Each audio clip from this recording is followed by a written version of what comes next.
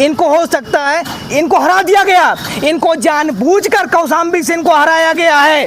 और को हराने वाला कौन है? इनके जो मुख्यमंत्री योगी आदित्यनाथ इनको हराया है। इनके समाज पर ऐसा थप्पड़ मारा है कि अपनी औकात देख ले, तू केवल उप मुख्यमंत्री के लायक है, यहीं बैठ। जिस तरह इन्होंने छात्रों को परेशान किया है, जिस तरह इन्होंने आम जनता को परेशान किया है, जिस तरह ये लुटेरे बन के जनता को उन्होंने लूटा है, ये सब इनके ताबूत में कील का काम करेगी। और आप किस केशव प्रसाद मौर्य जी की बात कर रहे हैं, जो स्टूल मंत्री, खुद स्टूल मंत्री हैं, उनकी बात आप कर रहे हैं, जिनको आज तक कुर्सी नसीब नहीं हुई है। एक स्टूल दिया गया उनको कि आप स्टूल भी राजिए, उनकी औकात भाजपा में कुछ नहीं है। अगर आज कुशवाहा समाज का अगर संख्या अधिक ना होती तो इनको क्या मुख्यमंत्री बनाया जाता? कुछ नहीं।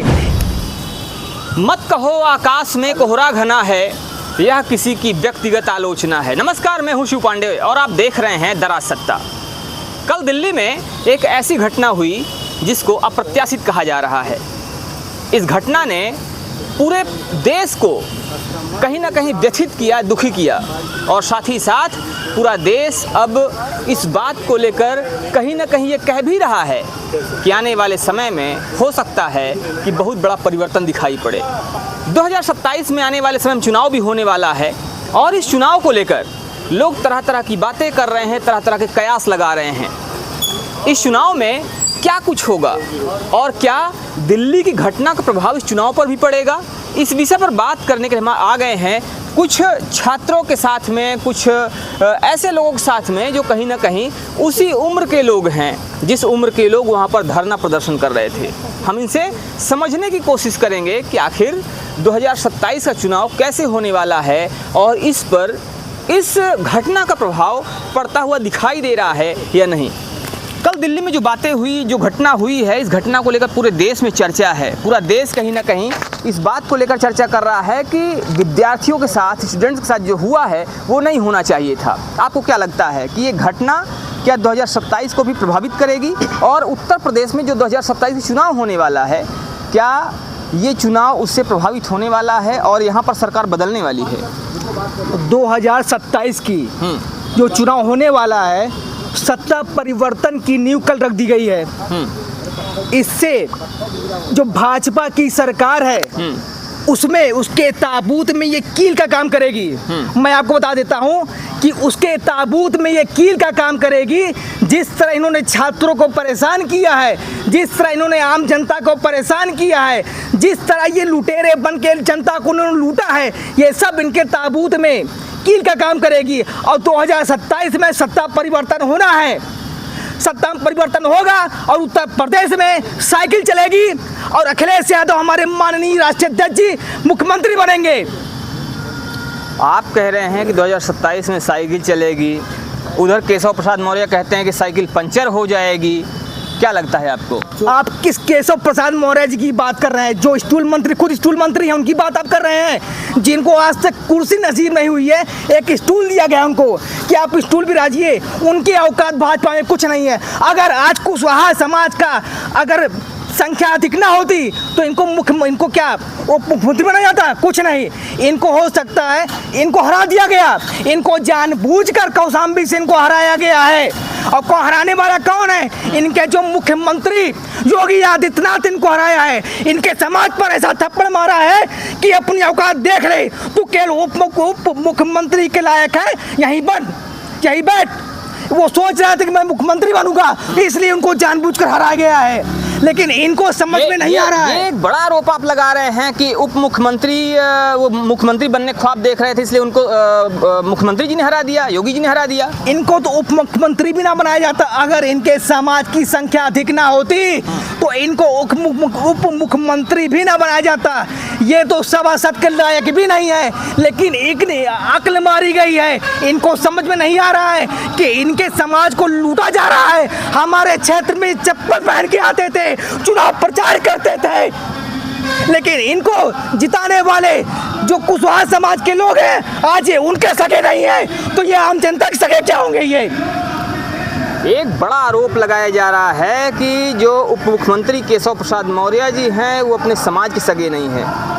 ये जो आरोप लगाया जा रहा है, ये आरोप कितना ताल्लुक़ रखती हैं आप इससे, और क्या लगता है आपको कि 2027 में जो चुनाव होने वाला है उसमें भारतीय जनता पार्टी कितना सफल होती हुई दिखाई दे रही है? देखिए, आपने केशव जी की बात की, तो केशव जी, देखिए केशव जी वो है ना, वो हमारे उत्तर प्रदेश के उप मुख्यमंत्री हैं और सम्मानित हैं। हम उनको सम्मान भी देंगे इसलिए कि वो उप मुख्यमंत्री हैं। और सोचिए, जो उप मुख्यमंत्री हैं वो अपने ही समाज के लोगों के साथ हिंसा होती है, दुर्व्यवहार होता है, समाज की बेटियों के साथ शोषण होता है, समाज के बेटों के साथ शोषण होता है, सरेआम उनको गोली मार दी जाती, तब वो नहीं बोलते।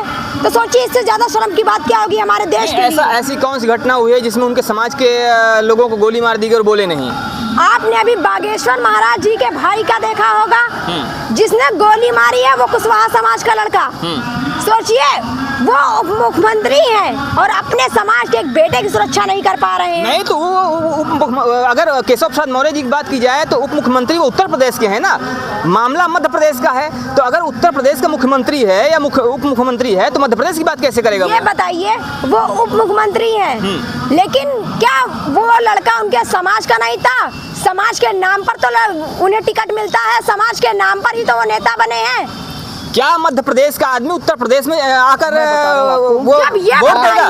देखिए, जब मध्य प्रदेश का व्यक्ति यहाँ आके प्रचार कर सकता है, तो क्या ये उत्तर प्रदेश के होकर मध्य प्रदेश के उस बेटे के लिए, अपने समाज के बेटे के लिए आवाज नहीं बुलंद कर सकते, लड़ नहीं सकते?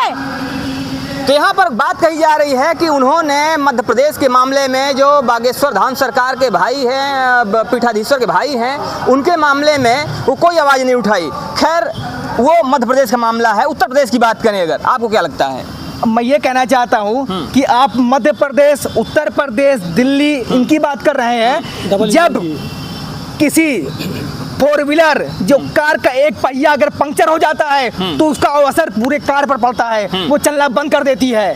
जो उन्होंने मध्य प्रदेश में कारस्तानी की है, इसका असर उनको यूपी पड़ेगा। इनकी सत्ता जाएगी, सत्ता परिवर्तन होगा।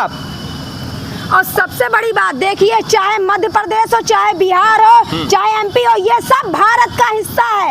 और भारत के किसी भी प्रदेश में कहीं पे कुछ भी घटना होगी, हमारे समाज के व्यक्ति के साथ होता है, किसी और समाज के व्यक्ति के साथ होता है, भैया वो हमारा भाई है, किसी का बेटा है, हम उसके लिए बोलेंगे, क्यों नहीं बोलेंगे? और सबसे बड़ी बात, आप कह रही हैं समाज के व्यक्ति के साथ कुछ होता है, भारतीय जनता पार्टी कहती सबका साथ सबका विकास। समाज की बात कहाँ से आती है? याद होगा गाजीपुर की घटना, विश्वकर्मा समाज की बेटी के साथ किस तरीके से अभद्रता हुई। विश्वकर्मा समाज छोड़िए, आप लखनऊ, कानपुर, दिल्ली भी आप चले जाइए, देख लीजिएगा कि दिल्ली जैसे प्रदेश में जहाँ केंद्र सरकार, केंद्र शासित प्रदेश है, वहाँ जब घटना होती है, आप लखीमपुर खेरी चले जाइए, जब किसानों के ऊपर गाड़ी चढ़ाई गई थी, एक बीजेपी नेता का बेटा गाड़ी चढ़ा देता है, तब उसको सजा मिलती है।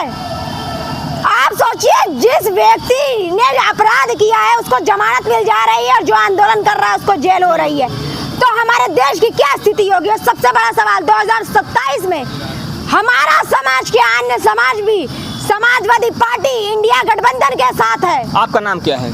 मेरा नाम आरती पाल है और मेरा पूरा समाज इस पीड़ा को झेल रहा है। हमारे समाज के कई ऐसे पिछड़े। आप कह रही हैं कि आपका नाम आरती पाल है, आपका पूरा समाज इस पीड़ा को झेल रहा है। आपके इस समाज की पूजा पाल इस समय प्रदेश में उपाध्यक्ष बनी हुई है, कैसे बात कर रही हैं आप?